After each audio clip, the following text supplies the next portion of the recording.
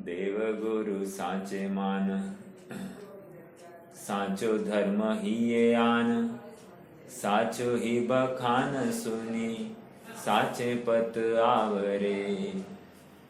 जीवन की दया पाल, झूठी झूठ तजी चोरी टाल, देखना वीरानी बाल, तिस ना घटावरे। अपनी बढ़ाई पर निंदा मत कर भाई, यही चतुराई मद मांस को बचाव रे।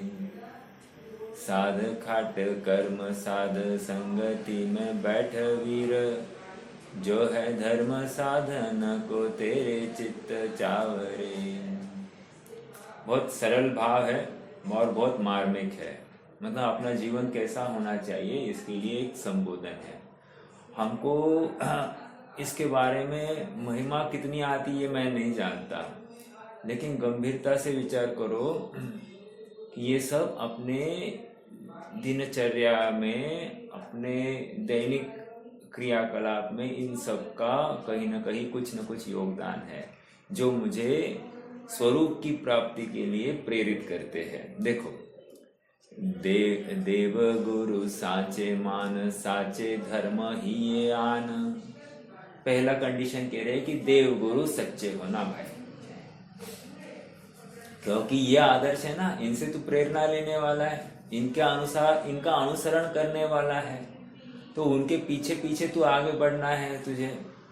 तो जब उनके पीछे पीछे आगे बढ़ना है जीवन में, तो सच्चे का ही आदर्श होना, सच्चे का ही मार्गदर्शन होना, सच्चे की ही प्रेरणा होनी। लोग यहाँ वहाँ बहुत भाग रहे हैं और बहुत प्रेरणा लेने का यत्न कर रहे हैं, लेकिन वो सच्चे नहीं कच्चे हैं। समझ में आ रहा है क्या? आधे हैं, अधूरे हैं, परिपूर्ण नहीं है। या फिर यूं कहिए कि सेल्फ डिक्लेयर्ड है।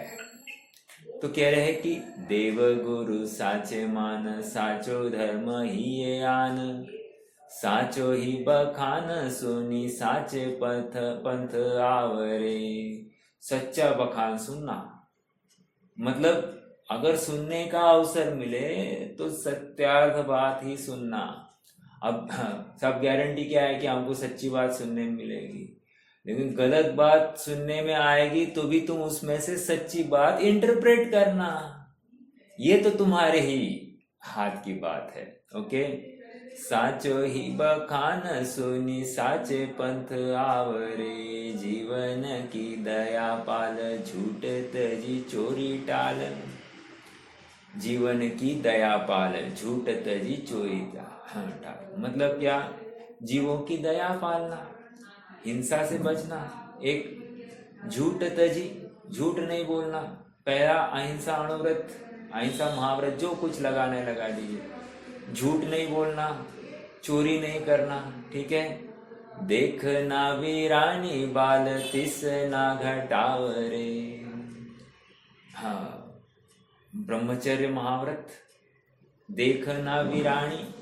अभी देखने की बात नहीं है, उसमें आसक्ति की कमी है, राइट।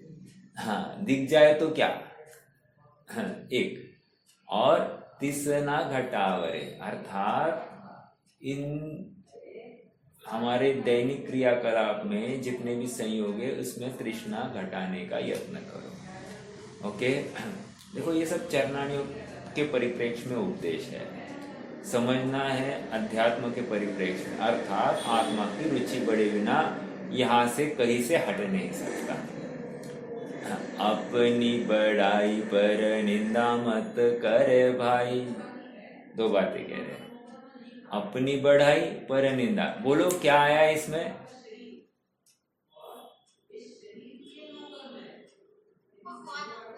उपगुहनांग। यूं कहिए कि आठों गुणों को गर्भित कर लिया इस उपगुहन अंग ने।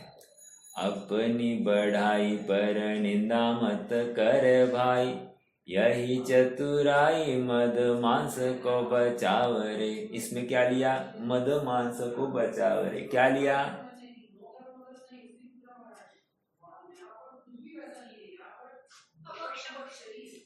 8 मद छुड़ाए और सप्त व्यसन का त्याग कराया। मांस में सप्त व्यसन ले लो और कहा गई थी बात, मद में 8 मद का त्याग कराया। समझ में आया? यही चतुराई मद मांस को बचाव रे। ये देखो इम्प्लाइड मीनिंग हमको लेना है, ये कविता फॉर्म में है ना, तो कविता में एक शब्द में बहुत भाव रहता है। वो आता है ना, सतसैया के दोहरे जैसे नावक के 2 तीर, देखन को छोटे लागे घाव करे गंभीर। अर्थात इनका भाव बहुत होता है। आपको इतिहास की बातें भी पता होगी। एक थे देव कवि और एक थे,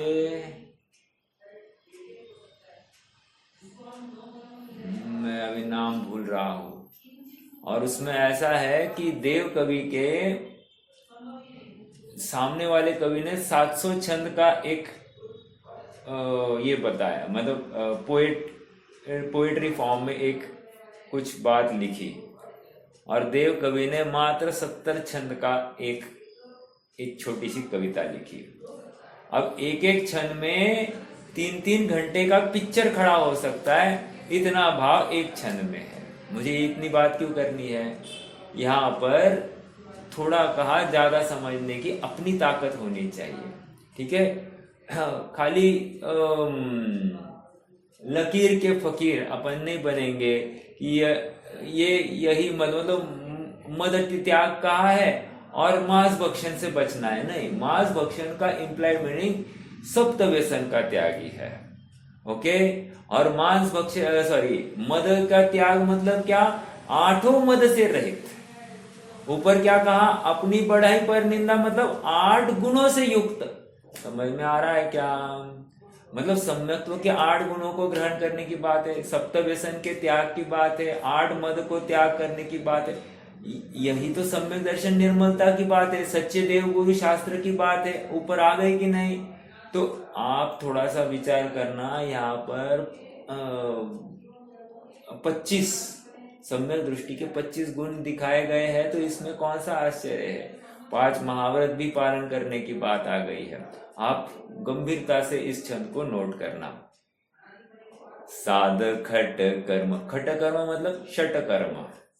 साध खट कर्म साध संगति में बैठ वीर, जो है धर्म साधन को तेरे चित्त चावरे। यदि तुझे धर्म का साधन करना है, तेरे चित्त में धर्म के प्रति आस्था उत्पन्न हुई है, तो कह रहे षट कर्मों का अंगीकार कर, एक। और साध संगति में बैठ वीर, अर्थात साधुजनों के संगति में ही बैठना और उनका ही अनुकरण करना। संगति भी कौन सी होनी चाहिए, इसकी भी प्रेरणा दी जा रही है। अगर संग करना है तो अपने से ऊंचे जीव का करना, अपने से नीचे जीव का नहीं करना। और अक्सर देखा जाता है हम बढ़ाई के लिए अपने से छोटों का संग करते हैं, उनको बुला बुला कर उनके साथ में चर्चा करते हैं और अपन पंडिताई झाड़ते रहते हैं। समझ में आ रहा है क्या? यहाँ पर वो बात नहीं है। अपन दीन होना, अपन तो प्रश्नार्थक मुद्रा में होना, सुखी होने के लिए, और सामने वाले को बोलता करना, सामने वालों के कैसे हम लाभ ले सकते इसका विचार करना। और यदि वो सामने वाला इच्छुक नहीं है तो उसका मात्र परीक्षण करना। परीक्षण इस देखो, हर बात है ना कहने से समझाने से नहीं होती है। मैं झूठ नहीं कहूँगा, यहाँ पर अपन गद्दी पर ही बैठे हैं, लेकिन मैंने जीवन में जितनी भी बातें सीखी है मात्र निरीक्षण से, निरीक्षण और स्वाध्याय और चिंतन। हम बाहर से ऐसा अपने को कोई बोध देने आ गया हो, ये गलत है ये सही है, ऐसा कुछ नहीं है। ऑनेस्टली जितनी भी बातें, और मैं यकीन से दावे से कहता हूँ कि अपना चिंतन में खोट नहीं आती, क्योंकि वहाँ मूल प्रयोजन वितरागता है। इस गाइडलाइन के साथ चले हैं ना तो खोट आती ही नहीं है। और यदि कदाचित कुछ कमी होगी समझ में तो अप्रयोजनभूत में ही होगी, प्रयोजनभूत में तो कोई कमी नहीं है। पकड़ में आ रहा है क्या? और अप्रयोजनभूत से ऐसा कोई नुकसान होता नहीं है। प्रयोजनभूत में एकदम यथार्थ चिंतन ही चलना चाहिए, उसमें कोई थोड़ी सी भी एक धागे जितने भी हिलने की अवसर नहीं होती है। Right is right and wrong is wrong. ठीक है, मैं एक बार फिर से ये छंद बुधर शतक से है, कर्तव्य शिक्षा। क्या है कर्तव्य, इसकी शिक्षा दी जा रही है। हाँ, देव गुरु साचे मान, साचो धर्म ही ये आन। समझ में आ रहा है क्या? देव शास्त्र गुरु, इनका श्रद्धान करना। ओके। एक साची ही बखान सुनी, साचे पंथ आवरे। सत पंथ में आ जाओ। प्रेरणा मतलब दिन भर हमको अगर कुछ कहीं आना भी जाना भी है तो सच्चे पंथ का कथन जहां पर है वहीं पे जाना, अन्य किसी जगह पर नहीं जाना। जीवन की दया पाल, झूठ तजी चोरी टाल। 3 बातें आ गई। देखना वीरानी बाल, तिस ना घटावरे। 5 पापों का त्याग। आगे, अपनी बढ़ाई पर निंदा मत कर भाई। 8 गुणों को प्रकट करना, निशंकित, निकांक्षित आदि। यही चतुराई मद मांस को बचाव रे। मद से बच जा, अर्थात 8 मदों का त्याग। मांस को बचाव रे, सप्त व्यसन का त्याग। साध खट कर्म साध संगति में बैठ वीर। अब निष्कर्ष के रे, षटकर्म दिने दिने, षटकर्माणि दिने, देव पूजा गुरुपास्ति, स्वाध्याय संयम तप, दानम चेति गृहस्थानां, षटकर्माणि दिने दिने। तो कह रहे षटकर्म क्या है, वो बात आ गई। आगे क्या कह रहे? साध संगति में बैठ वीर। साध खट कर्म साध संगति में बैठ वीर, जो है धर्म साधन को तेरे चित्त चावरे। यदि तू धर्म में चलना चाहता है, अब धर्म मार्ग में कौन चलना चाहेगा? फिर से प्रश्न वहीं पे आकर खड़ा है। धर्म मार्ग पर कौन चलना चाहता है, प्रश्न है। कौन जवाब देगा? जो कोड लाइन, राइट। इसका मतलब जो दुखी हुआ है, राइट, जो ये स्वीकार कर रहा है कि मैं दुखी हूं।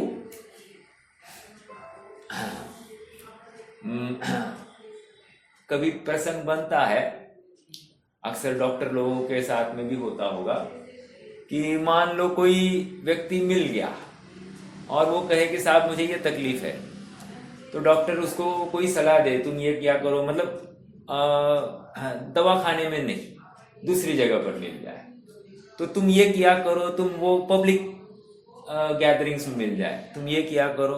हाँ वो तो मैं करता हूँ। तुम वो किया करो। हाँ मैं वो करता हूँ। अब फिर ये करता हूँ वो करता हूँ, तो फिर तू दुखी क्यों है, अर्थात तू रोगी क्यों है? समझ में आ रहा है क्या? प्रश्न बहुत गंभीर है। जीव कहता है कि मैं धर्म कर रहा हूं, मैं पापों का त्याग कर रहा हूं, बोल रहा है, राइट। मैं देव शास्त्र गुरु को पूज रहा हूं, उनकी बात सुन रहा हूं, उनका अनुसरण कर रहा हूं, राइट। दूसरी बात भी हो गई। तीसरा, मैं सप्त व्यसन कर ही नहीं रहा हूं, तीसरी बात हो गई। चौथी बात, मैं श्रद्धान अपने ही धर्म का रख रहा हूं, 8 गुण अपने चल ही रहे हैं, वात्सल्य प्रभावना आदि अंग अपन कर ही रहे हैं। और क्या करना चाहिए? अभक्ष भक्षण का त्याग, सब हो रहा है ना। हाँ, आपस में साधर्मियों के मेल मिलाप भी चलता है, सब कुछ हो रहा है। तो अपना 8 गुण भी है और षटकर्म भी चल रहे हैं, सब कुछ हो रहा है, काम क्यों नहीं हो रहा है? प्रश्न इमीडिएटली आना चाहिए, काम क्यों नहीं हो रहा है? फिर काम नहीं हो रहा है, इसका मतलब कहीं ना कहीं खोट है। समझ में आ रहा है क्या? वो एक विश्वास, वो आह्लादपना, निराकुलपना का भाव है क्या? कोई वस्तु अचानक अपने से दूर हो जाए तो क्या हम तैयार हैं? देखो एक प्रश्न, हमको आज बोला जाए भाई तुम्हारा मरण है, हमको इमीडिएटली क्या होता है, अरे क्या बात कर रहा है, तुम्हारा मरण है, ये कैसी बात कर रहा है, शुभ शुभ बोलो। मतलब इसको ये भी बात सुहाती नहीं है, इस शरीर को छोड़ने की कल्पना ये अभी भी करने के लिए तैयार नहीं। ये पकड़ में आ रहा है क्या? ये पहले गार्ड बांध लो, ये कभी भी छूट सकती है डेली।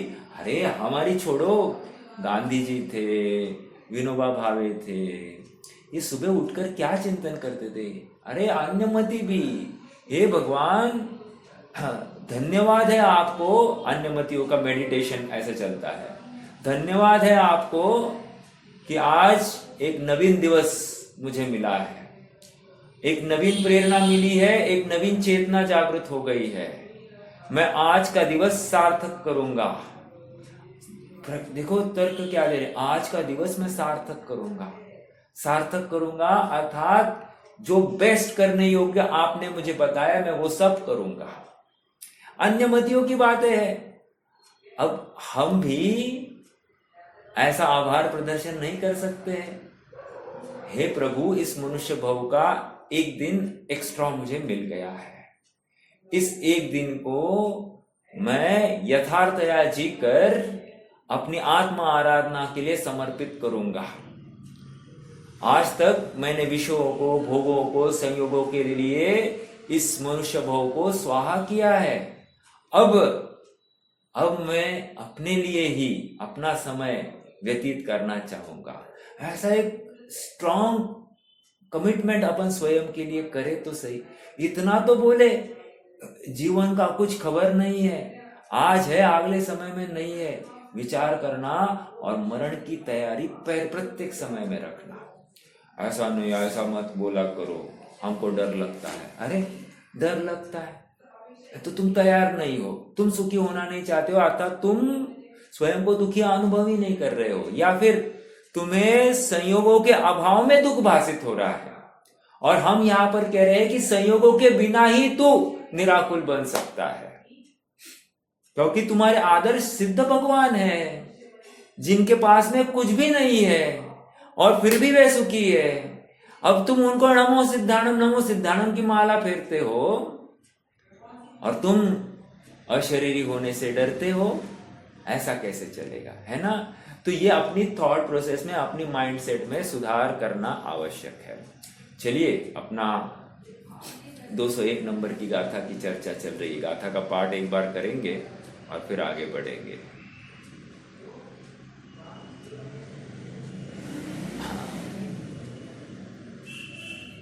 पेज नंबर 5 पर है नीचे। एवं पणमीय सिद्धे, वो पणमीय नहीं, पणमीय एक साथ है एक्चुअली। पण मतलब 5 होता है, पण मतलब प्रण होता है, ऐसा भी होता है। यहाँ पर पणमीय ये एक शब्द है, मेरे इसमें सॉफ्ट कॉपी में वो अलग अलग दिख रहा है। एवं पणमीय सिद्धे जिणवर बसहे पुणो पुणो समणे, पडिवज्जदु सामर्णं जरीच्छदि दुःख परिमोक्षम्। हे भव्य जन यदि भव दुखों से मुक्त होना चाहते, परमेष्ठियों को कर नमन श्रामण्य को धारण करो। परमेष्टि को नमन करने का भाव, अपन कहते हैं ना, महावीर स्वामी नयन पथगामी भवतु में। हाँ, उसी प्रकार करण पथगामी, हृदय पथगामी करो ना, ये ऐसा विचार तो करो। भगवान की स्थापना करने के बाद कलिमल भाव, ऐसे खराब भाव, काशायिक भाव, टॉक्सिक इमोशंस प्रकट ही नहीं होंगे। क्यों? क्योंकि मेरे चित्त स्थल पर सर्वोत्कृष्ट व्यक्ति विराजते हैं और उनका रूबरू मेरी शुद्ध आत्मा के साथ में चल रहा है। मैं उनका अनुकरण कर करके अपने में प्रैक्टिस कर रहा हूं। ये विचार तो करो, अपने घर में कोई एक बड़ी हस्ती आने वाली है तो घर कैसे सजता है, कैसे साफ सफाई होती है, राइट। सजता का अर्थ साफ सफाई। मैं और कुछ नहीं कहना चाहता। उसी प्रकार अपने आत्मा में भगवान को विराजमान करना है तो कितने काशायिक भावों को, टॉक्सिक इमोशंस को निकालना ही पड़ेगा। उसके बिना अपन सच्चे भक्त नहीं, और जो सच्चा भक्त नहीं बन पाया वो सच्चा भगवान भी नहीं बन पाएगा। क्योंकि भक्त सच्चा वही होता है जो गुरु का एक इशारा भी समझ ले और वैसे ही अनुकरण करे। समझ में आ रहा है? हाँ जी, देखो आइए आगे बढ़ेंगे अपन। पेज नंबर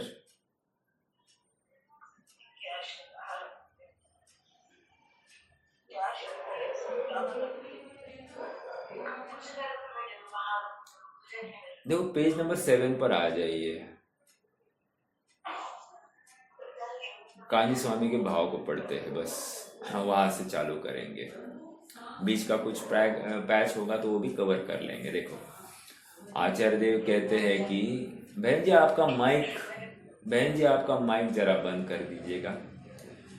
आचार्य देव कहते हैं कि हे जीवो, यदि तुम्हें समस्त प्रकार के दुखों से रहित होना है तो पंच परमेष्टि को नमस्कार करके बाह्य अभ्यंतर मुनिपना अंगीकार करो। बाह्य अभ्यंतर मुनिपना अंगीकार।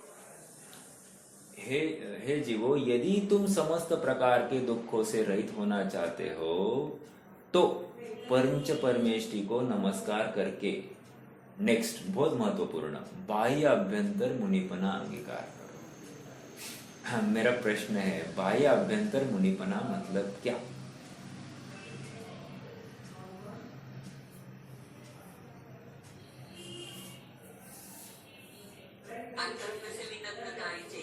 राइट, भाव और मतलब निश्चय व्यवहार की बात है।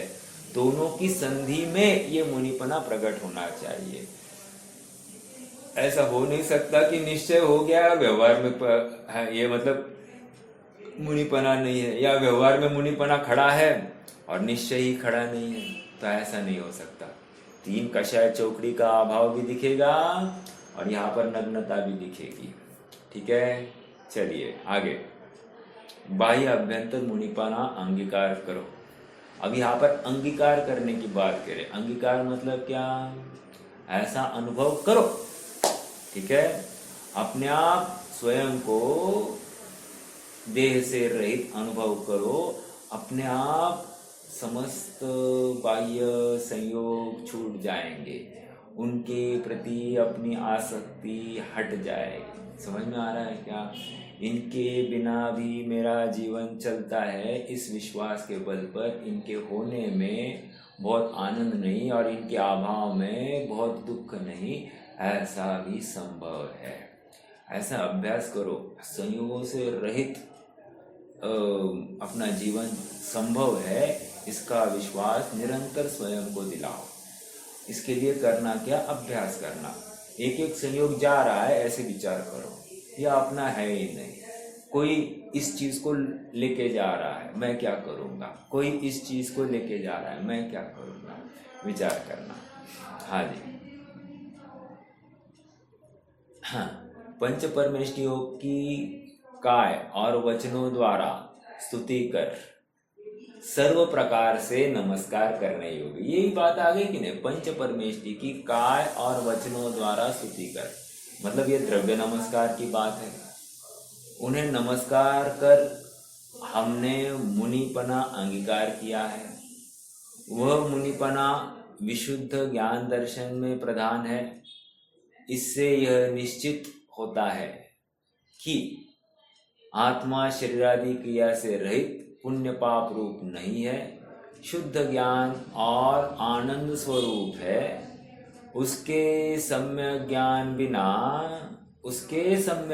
बिना अर्थात मोक्ष मार्ग कैसा है इस निर्णय का परिज्ञान नहीं होता है, तब तक मुनिपना कदापि नहीं हो सकता। समझना क्या कह रहे हैं, विशुद्ध ज्ञान दर्शन प्रधान। इससे यह निश्चित होता है कि शरीरादि क्रिया से रहित पुण्य पाप रूप नहीं, शुद्ध ज्ञान और आनंद रूप है। देखो और एक बात, ज्ञानी के जीवन में राग होता है, लेकिन उस राग का राग नहीं होता। क्या कहा, पकड़ना इस बात को। ज्ञानी के जीवन में राग होता हुआ पाया जाता है, जैसे शास्त्र लिखना, उपदेश देना, संग संचालन करना, 28 मूल गुणों का पालन करना, ये सब रागवश हो रहे हैं ये कार्य। हाँ, अब राग है लेकिन उस राग का राग नहीं है। मतलब क्या, राग का कर्तृत्व नहीं है, भोक्तृत्व नहीं है, स्वामित्व नहीं है, एकत्व नहीं है। ओके, और अज्ञानी बराबर इसके विरोध में राग करता पाया जाता है और कहता है ये तो करना ही पड़ता है, उसके बिना काम नहीं होते। समझ में आ रहा है क्या? अर्थात ये निरंतर परद्रव्यों का कर्ता बन रहा है, और कर्ता बनकर काम नहीं होगा। अकर्ता स्वभाव में परद्रव्य के कर्तापन का संपूर्णतः अभाव है। हाँ जी, देखो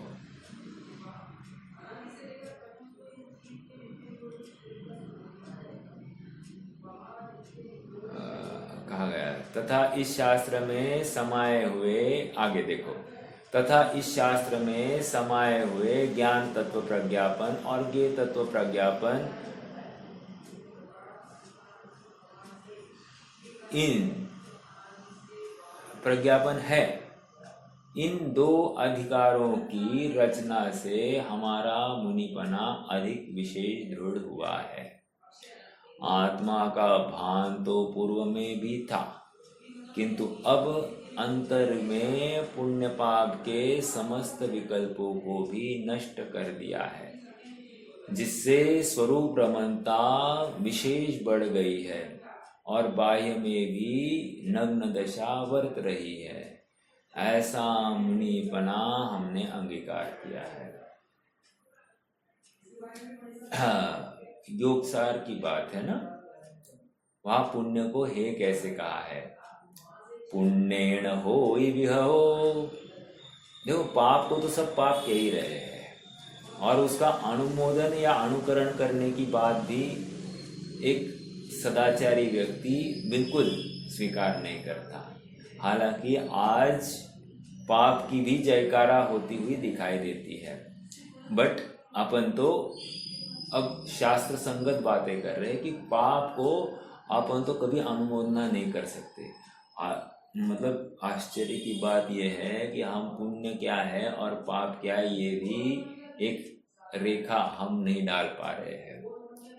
विषय भोगों में प्रवृत्ति को हम पाप मानने के लिए तैयार नहीं है, गंभीरता से विचार करना, और हमको उन पापों में वर्तते हुए खेद भी नहीं है। हाँ, तो विचार करना। बट ठीक है, अपन क्या कर रहे थे, पुण्येन होई विहो विहवेण मैन मयि मोह। पुण्य से वैभव की प्राप्ति होती है।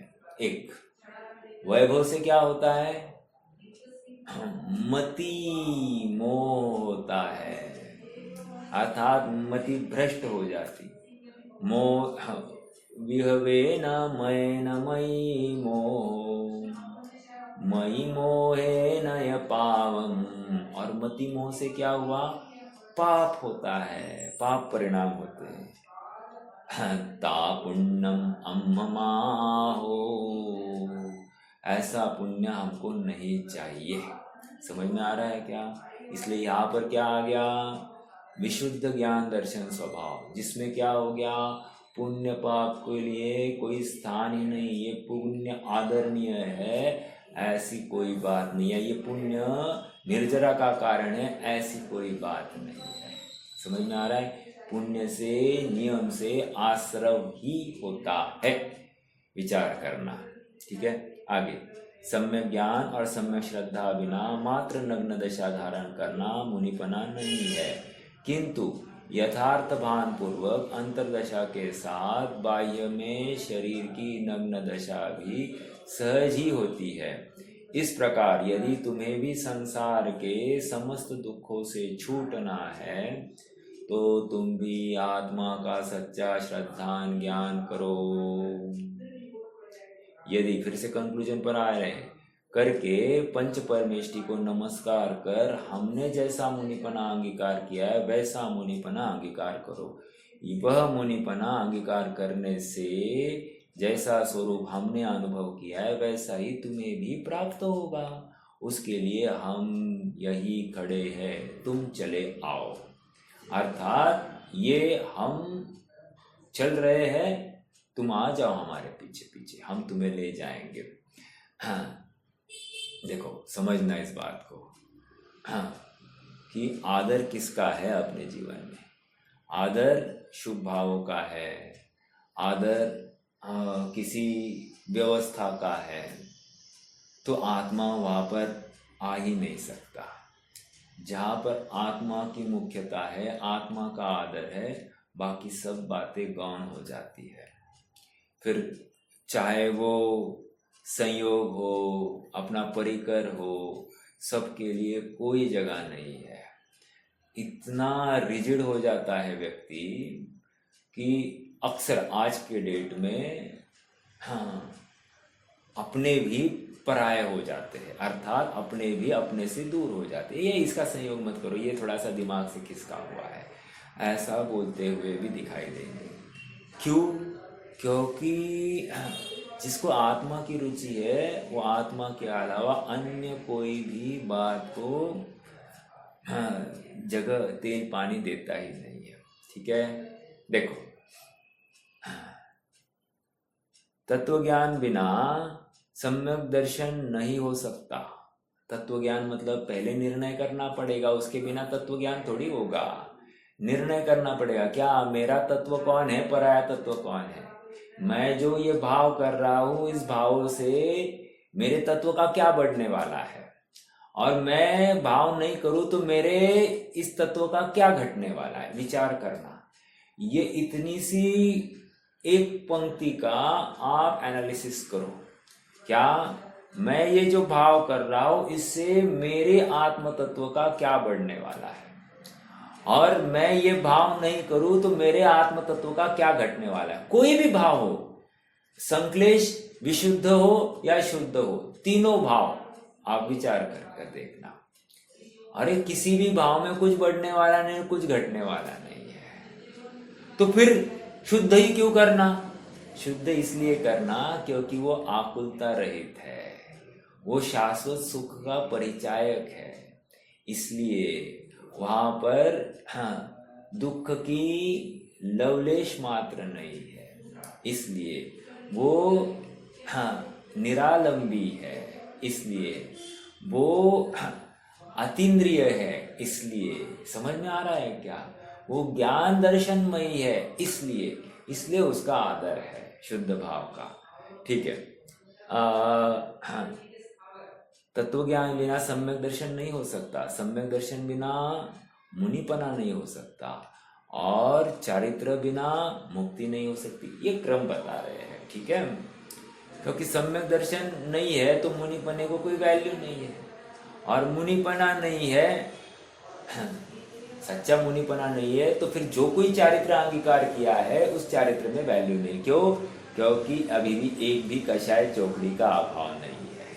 हमको बाहरी चारित्र से कुछ भी लेना देना नहीं, हमको अंतरंग की स्थिरता से लेना देना है। अर्थात कितने कषाय चौकड़ी का अभाव है, शुद्ध परिणति कितने कषाय चौकड़ी के अभाव में प्रकट हुई है, इससे हमारा सारा प्रयोजन है। अब अतः सर्वप्रथम आत्मा का श्रद्धान ज्ञान करो, पश्चात सहज रूप से विशेष लीनता होते हुए मुनि दशा आती है। अब ये पॉइंट में भी थोड़ा सा विचार करना है। यहाँ पर कह रहे सहजता से आ जाती है, अपने आप आ जाएगी। गंभीरता से विचार करना, जो अपने आप आती है ये कह रहे हैं, वहाँ पर भाव इतना ही है कि आत्मा की महिमा इतनी बढ़ जाती है कि आत्मा के अलावा ऐसे मेरा कुछ घटने वाला है या मेरा कोई नुकसान नहीं, विचारणीय बिंदु है। देखो ये इतनी सहजता आनी चाहिए। सहजता में संयोगों की आसक्ति नहीं रहती, संयोग बने रहने की कोई भावना नहीं होती, या किसी संयोग के अभाव में दुख नहीं होता, किसी संयोग के प्राप्ति में सुख भी भाषित नहीं होता। बस जो नियति के अनुसार घटित होना है सो घटित हो रहा है, ठीक है। उसके लिए अधिक प्रयास करने की आवश्यकता नहीं। मैं तो ज्ञाता मात्र हूं, मेरे ज्ञान में ही ये सब झलक रहा है। तो ज्ञान कर रहा है, इसके अलावा और कुछ नहीं है। आत्मा ज्ञान ही कर रहा है और कुछ नहीं कर सकता। मोह किया ज्यादा तो क्या लाभ होगा, और नहीं मोह किया तो क्या नुकसान होगा, नहीं कुछ फर्क पड़ता। देखो एक घटना मैंने भी सुनी है। एक सिंधिया घराना मालूम है ना, ग्वालियर का। वहाँ का कोई जीव मर गया। मरने के बाद में वो किसी हरिजन के घर में जन्मा, और हरिजन के घर में जन्मने के बाद में वो फटाफट बोलने लग गया, इनके घर पर, यहाँ पर ये है, ये है, ये है, मैं ये था, मैं वो था, ये मेरी पत्नी, ये मेरा, ये सब बोलने लग गया वो छोटा बच्चा। अब मान लो जिसका पति था, जिसका बाप था, जिसका बेटा होगा, वॉट एवर इट इज, क्या वो चाहते हैं इस छोटे से बच्चे को अब उसी रूप में देखे, मतलब जो अभी विद्यमान है उस रूप में नहीं देखना चाहते। मतलब क्या मालूम है क्या? मतलब जब तक एक विशिष्ट, मान लो मैं श्रीपाल की अवस्था में मैं यहां पर हूं तो मैं स्वीकृत हूं। अब श्रीपाल छोड़कर मैं अन्य अवस्था में जाऊं और उस अवस्था में मैं इस घर की सब पोल पट्टी खोलने चालू करूं। पोल पट्टी मतलब जो कुछ होगा, तो यहाँ के घर वालों को वो कभी भी स्वीकार नहीं होगी। क्यों स्वीकार नहीं होगी? क्योंकि सब मोह की महिमा है। वो हमको चाहते होंगे तो इसी रूप में चाहते हैं, अन्य रूप में वे हमको स्वीकार कर नहीं रहे हैं। अर्थात इस असमान जाति द्रव्य पर्याय में ही वो देखना चाहते हैं, आत्म रूप में देखना नहीं चाहते। या अन्य असमान जाति द्रव्य पर्याय में भी देखना नहीं चाहते। आप पकड़ रहे क्या? इसका मतलब मोह हावी है, और जब ये मोह हावी होता है तो बाह्य वस्तुएं इष्ट अनिष्ट होती ही रहती है, और कदाचित इस मोहवश हमको लगता है कि ये मेरी कितनी केयर करता है, कितना ख्याल रखता है, मोहवश। और कदाचित ऐसा भी भाषित होगा कि ये मेरा ख्याल ही नहीं रखते, ये भी मोहवश ही हो रहा है। समझ में आ रहा है क्या?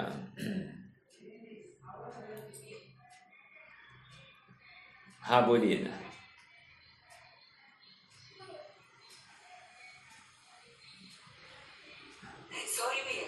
ओके, ठीक है। कहा है, अतः सर्वप्रथम आत्मा का श्रद्धा ज्ञान करो, पश्चात सहज रूप से विशेष लीनता होते हुए मुनिपना आता है।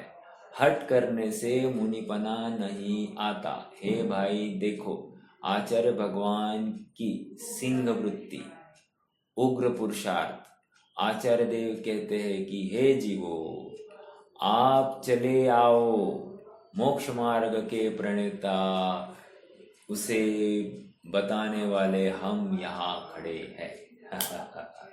तुम तो चले आओ, श्रामण्य को अंगीकार करो। क्या प्रेरणा है ना। वो आप विचार करो थोड़ा सा लौकिक अपेक्षा। एक किसने आजाद हिंद सेना में नेताजी ने खाली आह्वान किया ना, तुम मुझे खून दो मैं तुम्हें आजादी दूंगा, इतनी सी तो बात कही थी। हजारों लाखों लोग उस सेना में भर्ती हो गए थे विदाउट मनी। आश्चर्य की बात है, एक इस आजादी का प्रणेता मैं यहाँ खड़ा हूं, इतनी सी तो बात कही थी उन्होंने, ये मैं खड़ा हूं तुमको आजादी दिलाऊंगा। और हजारों लोगों ने उनका अनुकरण किया। गांधी जी ने एक बार बोला कि भाई हमारा आंदोलन तो बस असहयोग आंदोलन, तो सहयोग अब कोई भारतीय करने के लिए तैयार नहीं। मतलब एक व्यक्ति के मार्गदर्शन में कितना बल हो सकता है। क्या हमको आचार्य के इस मार्गदर्शन में बल भाषित नहीं होता है?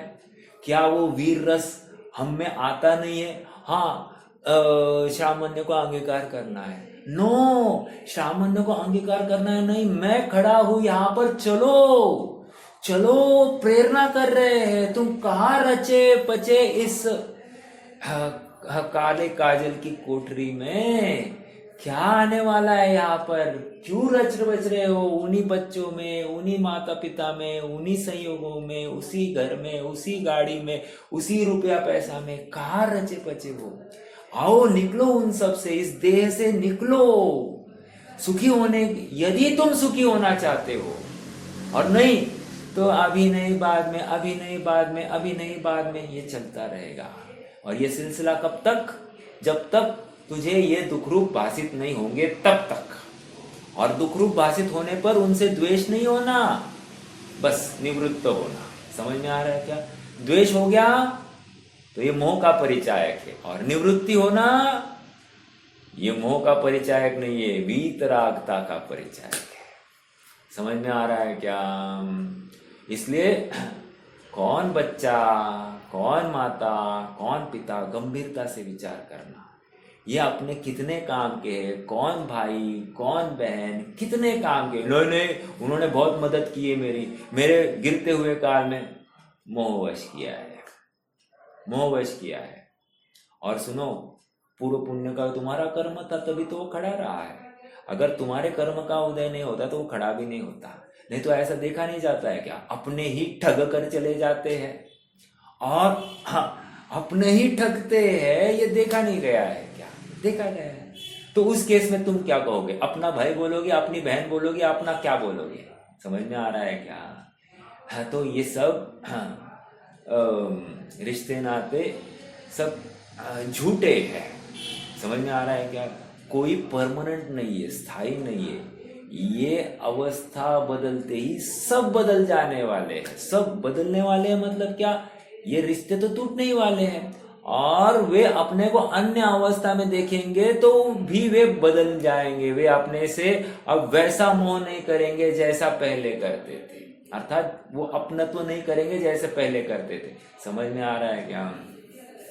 प्रथमानियोग की घटना है ना। क्या घटना है? राजा मरकर अपनी पत्नी के ही पेट में बच्चा हो गया। अब कितना वैराग्य का क्षण है, विचार करने योग्य बात है। तो बहुत विचारना कि अपन कहाँ पर अपना दिल लगा रहे हैं, राइट? आगे ग्रंथराज में ग्रंथारंभ में आचार्य देव ने पंच परमेष्टियों को नमस्कार करके मोह, मिल रहा है ना वो अगला पैराग्राफ, हाँ, मोह और क्षोभ से रहित साम्य भाव धारण करने की प्रतिज्ञा की थी। कौन सी गाथा है, कौन बता सकता है? हाँ, ग्रंथारंभ में आचार्य देव ने पंच परमेष्टियों को नमस्कार करके, पांचवी गाथा है। अच्छा, 5 गाथा तो मंगलाचरण की ही थी। उपसंपयामि सम्मम जत्तो निब्बान संपत्ति। यहाँ पर शब्दों की ओर गौर करना। मोह और क्षोभ रहित साम्य भाव धारण करने की बात थी। साम्य भाव भी लिया अच्छा, सात्विक गाथा है, सात्विक गाथा है ना कि मोह कोह विहीनो, मोह और क्षोभ से रहित चारित्र अंगीकार होता है, ऐसा है। वहां पर शुद्ध भाव की बात चलती है। वो शुद्ध भाव चारित्रम खलु धम्मो, वो बात। तो चारित्र ही सच्चा धर्म है। और चारित्र कैसा है? मोह और क्षोभ से रहित। मोह मतलब क्या? दर्शन मोह। क्षोभ मतलब क्या? चारित्र मोह।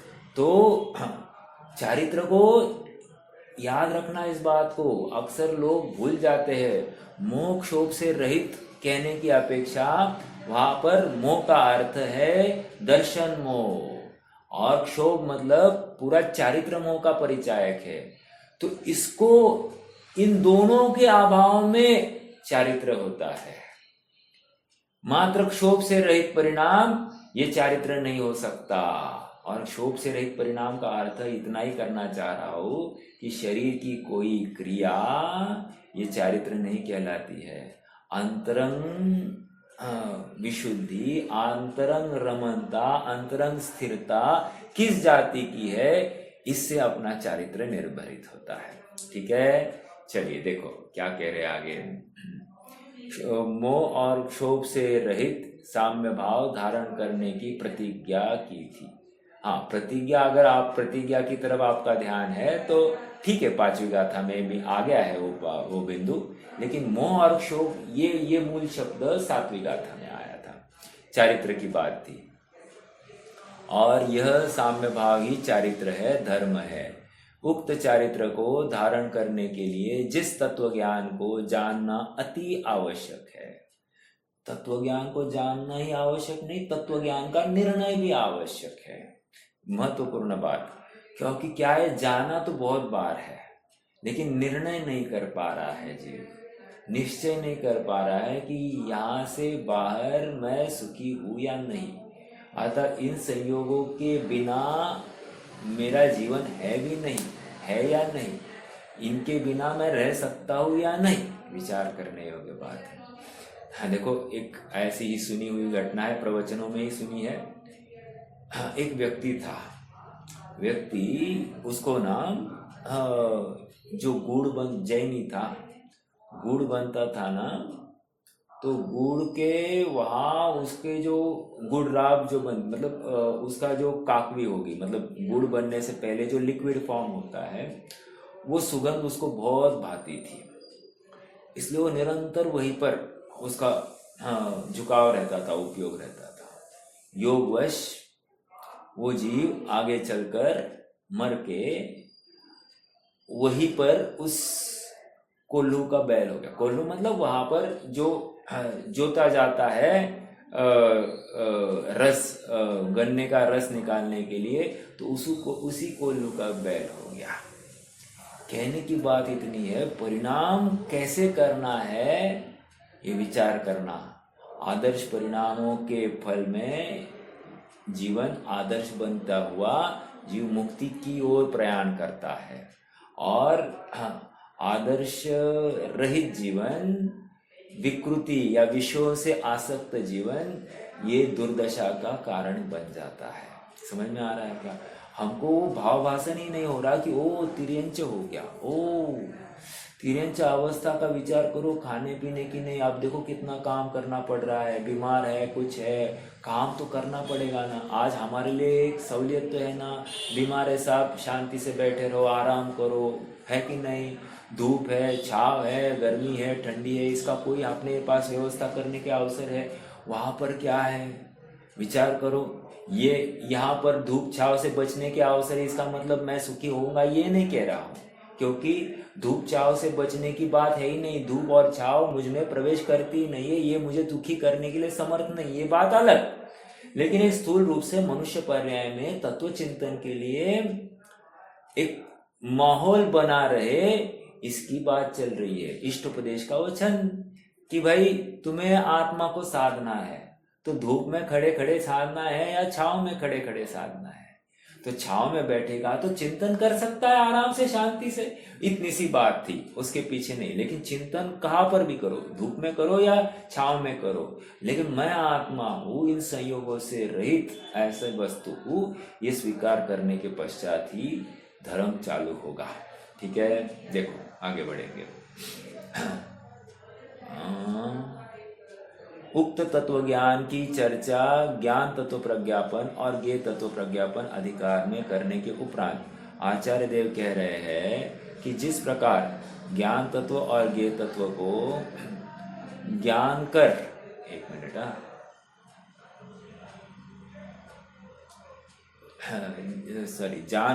जानकर पंच परमेष्टि के नमस्कार पूर्वक हमने चारित्र धारण किया है। यदि तुम दुखों से छूटना चाहते हो तो उसी प्रकार ज्ञान तत्व और ज्ञेय तत्व को समझकर पंच परमेष्टि के स्मरण पूर्वक तुम भी चारित्र धारण करो। मेरा एक प्रश्न है आप सबसे, आपको विचार करके उसका समाधान देना है। जीव को ज्ञानावरण संबंधी क्या क्या दुख है, ये खाली पड़ा है, उसका उत्तर नहीं देना। हाँ, कंडीशन ये है कि जीव को ज्ञानावरण संबंधी दुख है तो वो दुख में अपने को भाषित हो रहे हैं क्या, जो भाषित हो रहे हैं वही बताना, वही बताना। बोलिए कौन बता सकता है ज्ञानावरण संबंधी दुख?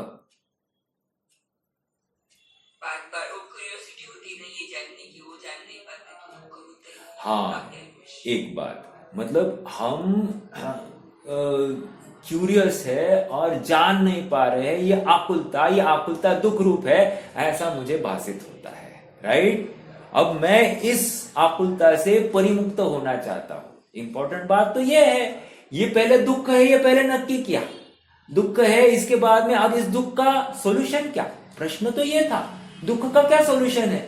दुख का सॉल्यूशन ये है कि ये मेरा जानन सॉल्यूशन बताओ। अब इसके आप बताओ, सॉल्यूशन बताओ, कोई भी बता सकता है। जो बाहर भटक रहा है क्या, उसको अंदर लेके जाना है। और अच्छे से बताइए। अभी अपन ने ज्ञान तत्व प्रज्ञापन, ज्ञेय तत्व प्रज्ञापन, इसके आधार से मैं जानना चाहता हूं कि सॉल्यूशन क्या है। ये दुख हमने समझ लिए। अब ये समझने के बाद अब मैं क्या करूं तो इस दुख से परिमुक्त हो जाऊंगा। ये एग्जाम्पल खड़ा कर रहा हूं मैं। ऐसे अब दिन भर में हमको दुखों की लिस्ट करनी है और लिस्ट करने के बाद में इससे परिमुक्त कैसे होऊंगा, पहले ये निर्णय अपने ज्ञान में करना। विकल्प तो आए हमको कि इससे परिमुक्त कैसे हो सकता है। राइट, हाँ बोलिए। देखो मैं बताओ, एग्जाम्पल मैं दे रहा हूं और मतलब समाधान मैं कर रहा हूं। राइट, हाँ एग्जाम्पल आपने जो दिया है उसके ऊपर, जैसे ये आकुलता है, जानने की इच्छा है, बट अभी मैं एक गाथा में पढ़ आया था कि इस ज्ञान की ये सामर्थ्य है कि समस्त तीन काल के समस्त ज्ञों को जैसे पी लिया है, उत्कीर्ण कर लिया है, वो टंकोत्कीर्ण है, चित्रित है। हाँ, सब बातें आई थी कि नहीं आई थी?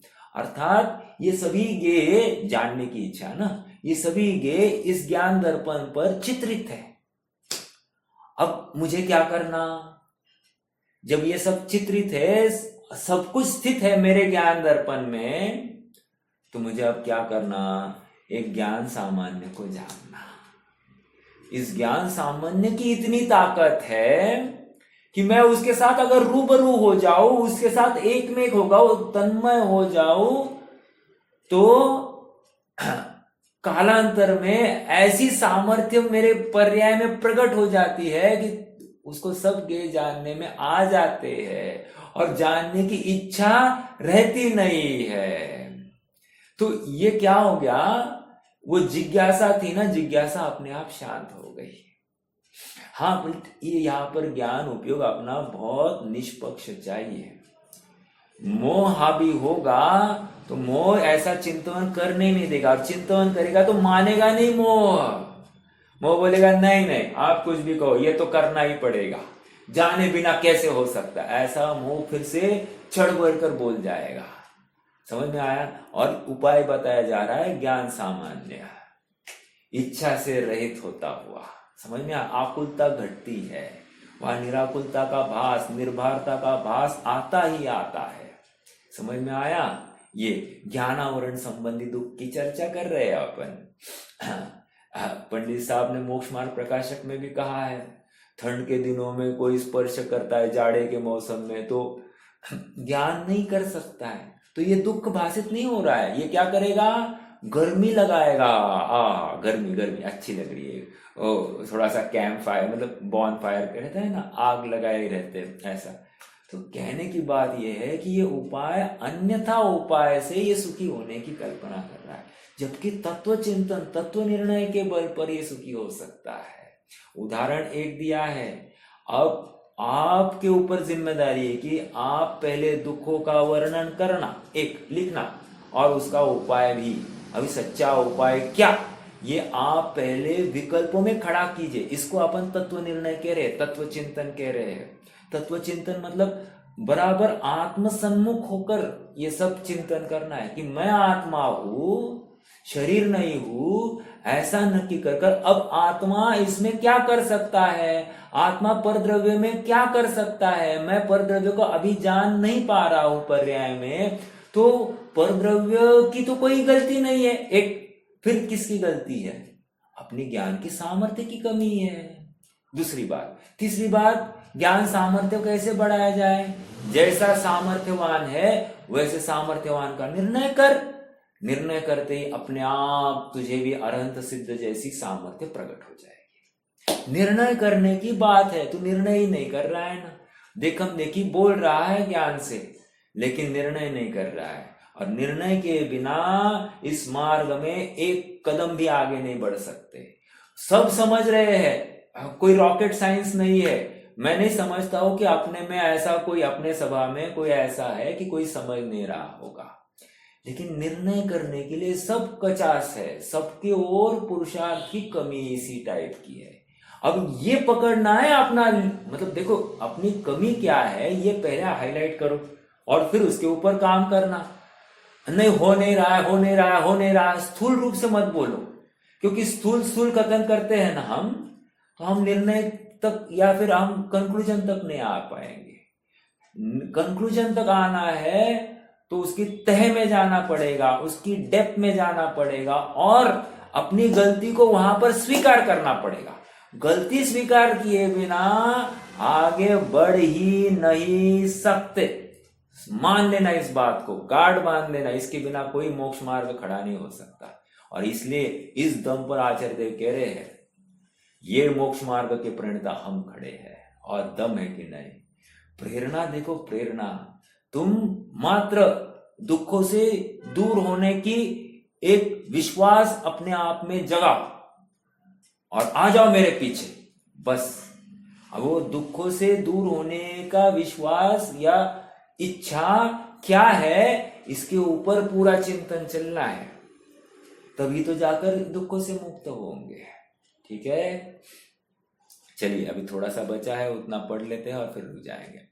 चारित्र अंगीकार करने में यदि तुम्हें कुछ भय लग रहा है, आ गया, नहीं कहा थे अपन, ये तत्व को समझकर पंच परमेष्टि के स्मरण पूर्वक तुम भी चारित्र धारण करो, क्योंकि सम्यक दर्शन, सम्यक ज्ञान पूर्वक चारित्र धारण किए बिना दुखों से छुटकारा संभव नहीं है, मुक्ति प्राप्त करना संभव नहीं है। चारित्र अंगीकार करने में यदि तुम्हें कुछ भय लग रहा हो तो हम तुमसे कहते हैं कि तुम चिंता मत करो, तुम्हारा मार्गदर्शन करने के लिए मुक्ति मार्ग के प्रणेता जानकर हम खड़े हैं ना।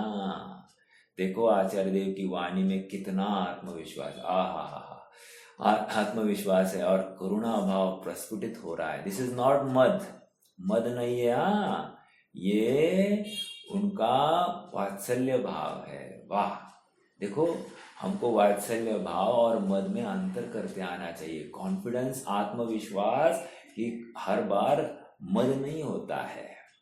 ठीक है, देखो आचार्य देव की वाणी में कितना आत्मविश्वास और करुणा भाव प्रस्फुटित हो रहा है।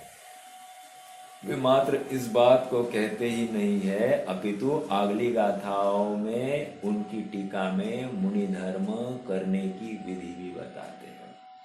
अपन देखेंगे आगे क्या क्या आना है, बट प्रेरणा बहुत जबरदस्त है, बहुत मार्मिक उद्बोधन है।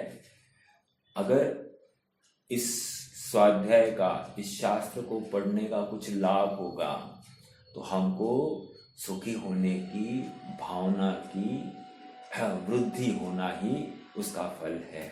मैं सुखी होना चाहता हूँ, एक दुर्दम में इच्छा शक्ति अपने में उत्पन्न होनी चाहिए, और ये सुख विषयों से नहीं, भोगों से नहीं, संयोगों से नहीं, ये सुख आत्मा के आश्रय से, बस और कुछ नहीं। ठीक है, रुकते हैं। कोई प्रश्न है तो कर सकते हैं।